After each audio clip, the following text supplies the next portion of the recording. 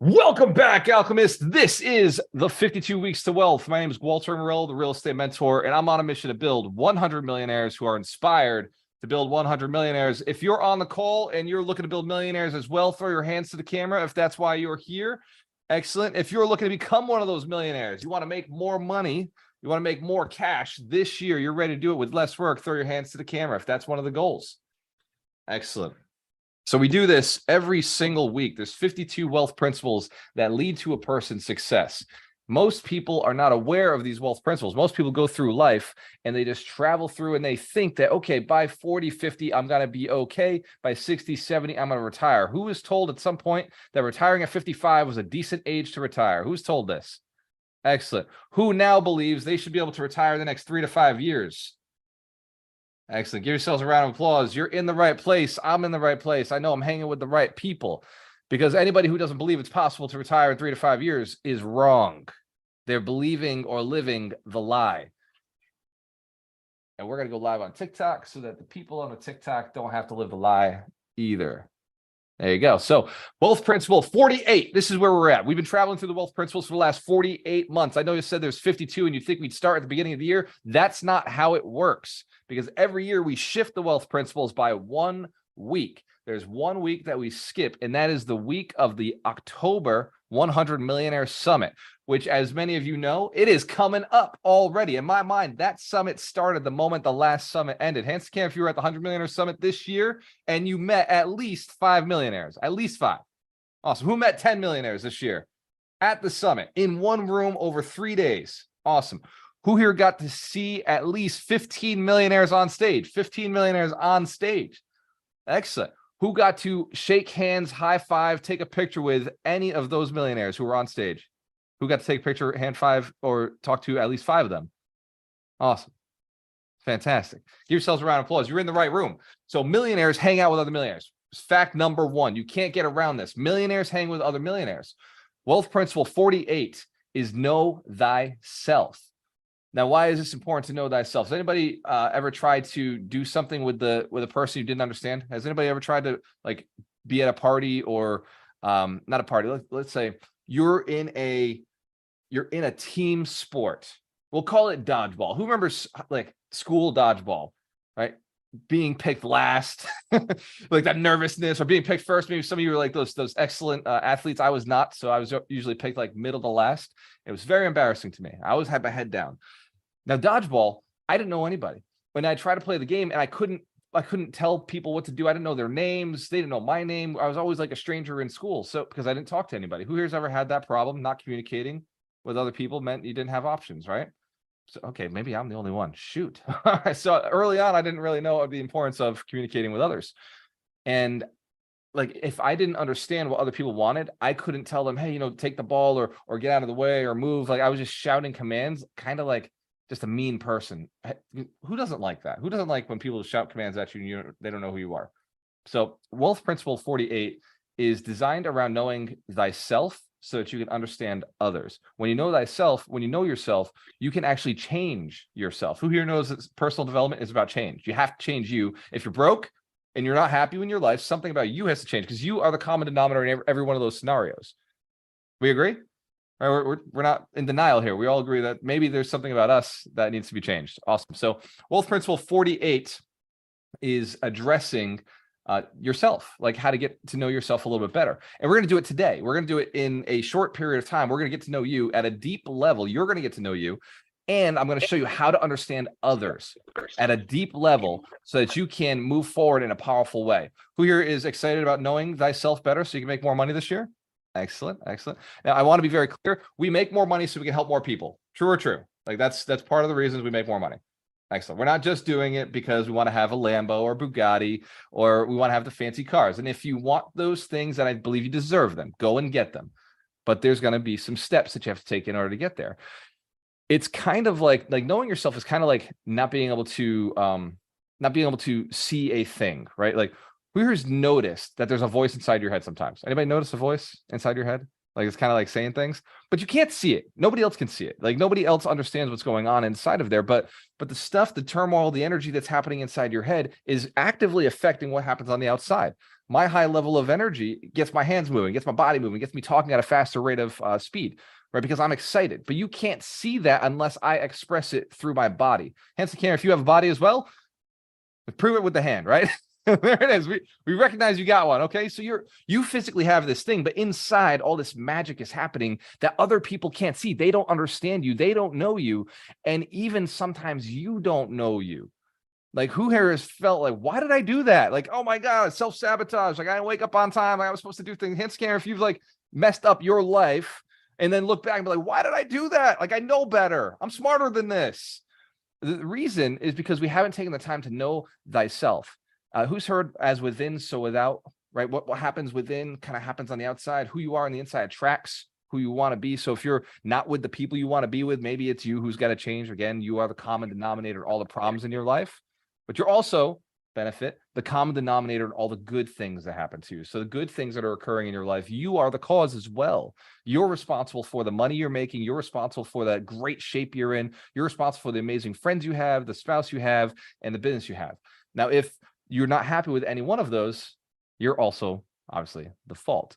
So how do we know ourselves at a deep level?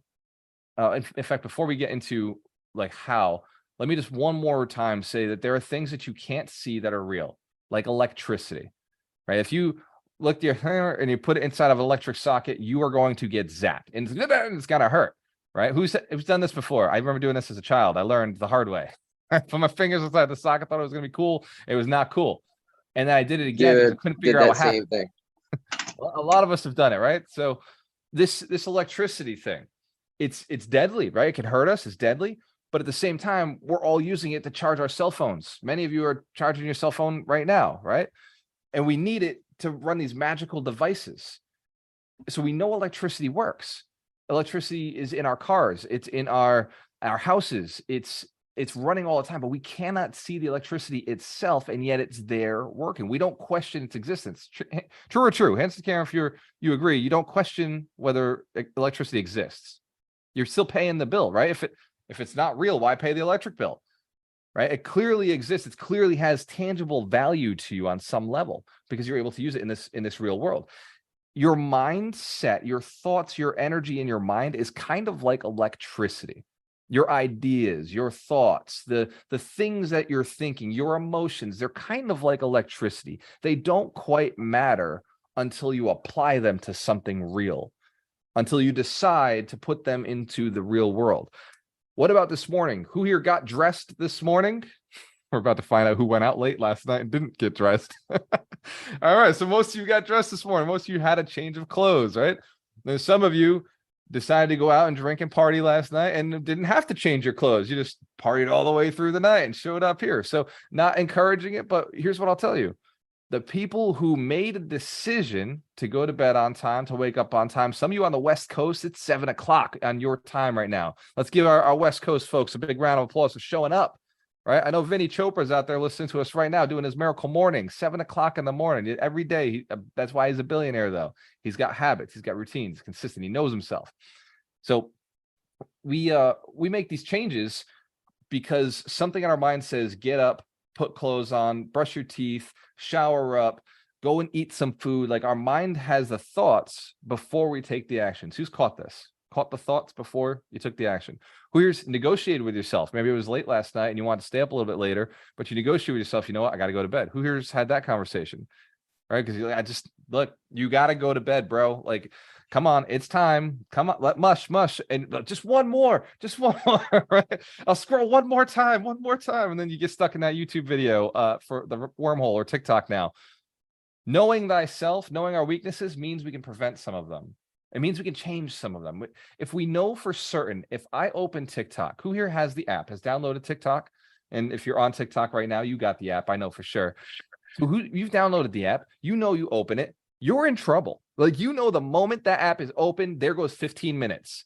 Like it's just like you're holding the phone like this, like, I don't know if I should. I know I shouldn't, but and there it is, sucked in the wormhole. And then we're here like consuming. And this is the crazy part. We're laughing, we're having fun. Like I watched a TikTok the other day that made me almost like open the window to my house and just start like laugh so the world could hear me laugh, because I was laughing alone in the house and it was so like loud and it echoed. And I was like, people need to hear how loud I can laugh. This is insane.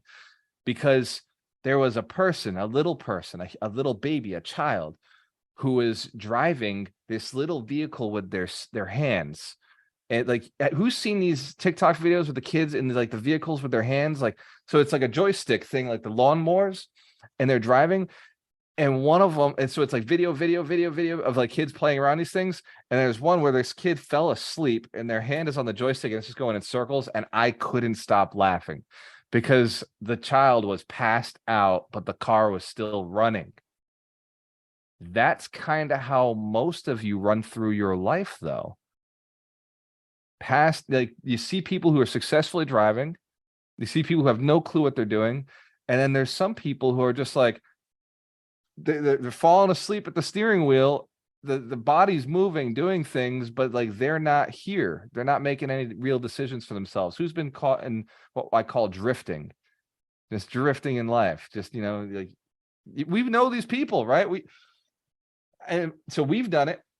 But most of the world is still doing it. Most of the world is not showing up and figuring out who they are. They're not paying attention to what moves them. They're not paying attention to what serves them. They're not paying attention to the skill sets they could acquire today so that tomorrow they wouldn't have to work again. And sometimes today and tomorrow could take years to get to tomorrow to build those assets. I saw a Thurman this morning about that. Right? He said, it's like overnight, man. Like I did the things that you said to do like overnight, like success.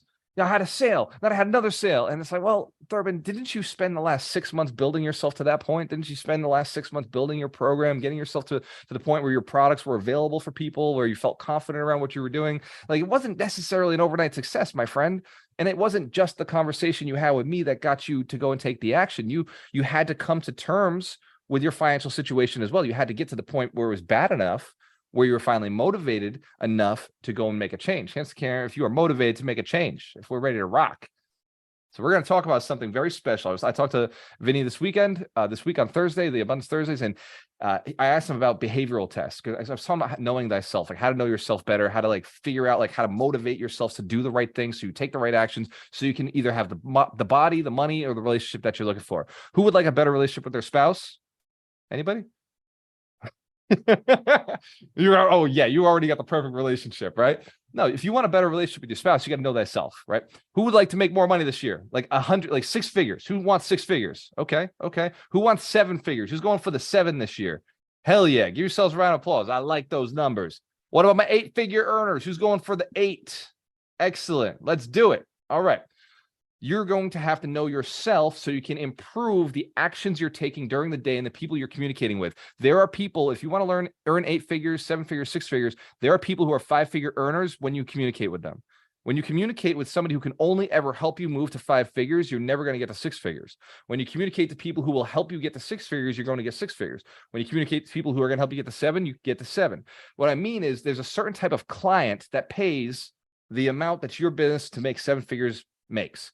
So if you want to make $1 million this year, who's interested in $1 million this year? Let's show of hands. Millie. All right. That's 100 people times $10,000. If you're talking to people who can only pay $1,000, you're never going to get to $1 million.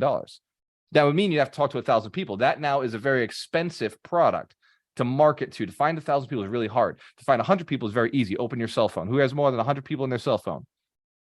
All right. The challenge is many of the people in your cell phone are not the people who are going to get you to your goal. Many of the people in your cell phone are broke. So we got to get rid of them, right? We got to adjust them. What are one of the strategies? I was talking to Vinny this weekend, and he said, you got to understand DISC. He's like, there's a behavioral test, a behavioral idea. Tony Robbins really popularized this back in the early 2000s. He really popularized the strategy of DISC. Now, it's an older product. It's kind of like Myers-Briggs, but simpler. And we use it in sales. Who here knows that they're a salesperson, knows they got to make money? Or if you don't talk to people, like, you're not going to have money. All the money you want is in the hands of other people. We figured that out already early on.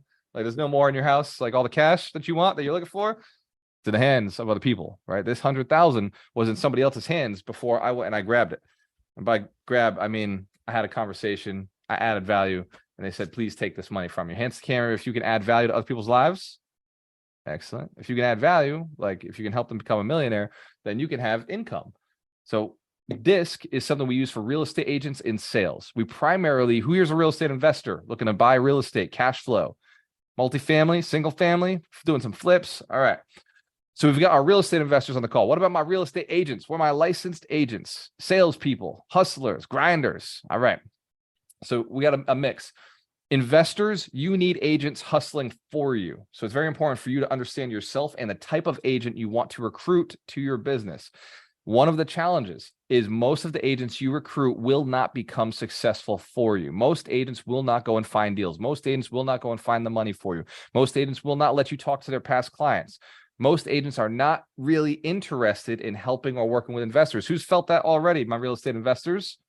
Who's already felt like most agents are just like, they're all talk, but they're like, yo, it's on MLS. Go take a look.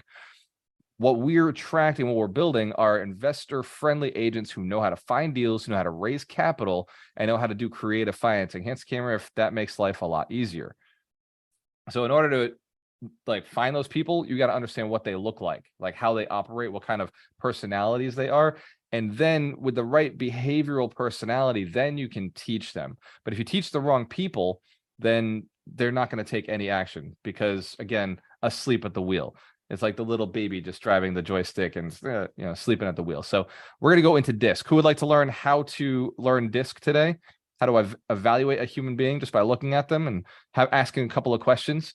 So this is how you make money in sales. If you can learn their DISC profile, you can communicate in their DISC style.